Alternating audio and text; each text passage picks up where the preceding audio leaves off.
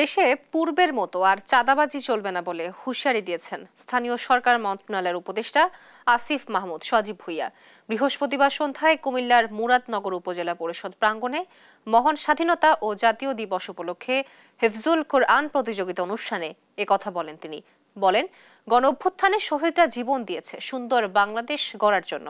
সেই বাংলাদেশ বাস্তবায়নে পূর্ববর্তী সময়ের চাঁদাবাজি, মাদক ব্যবসা সহ যে বিষয়গুলো তরুণ প্রজন্মকে ধ্বংস করেছে সেগুলোকে খুব শক্ত হাতে দমন করা হবে বলেও মন্তব্য করেন তিনি। আমরা আসলে ফ্যাসিবাদী শাসনের কারণে এমন একটা পরিস্থিতিতে চলে এসেছি যে অনেকে এখন মনে করে চাঁদা দেওয়াটা মনে হয় আমার দায়িত্ব। আমাকে যে কেউ এসে একটা টোকেন ধরিয়ে দিল, আমার তাকে 50 টাকা দিতে হবে, 100 টাকা দিতে হবে। আবার যারা চাঁদা নেয় তারা মনে করে যে এটা আমার অধিকার, কারণ দীর্ঘদিন ধরে তো এভাবেই চলে আসছে, এখন কেন চলবে না।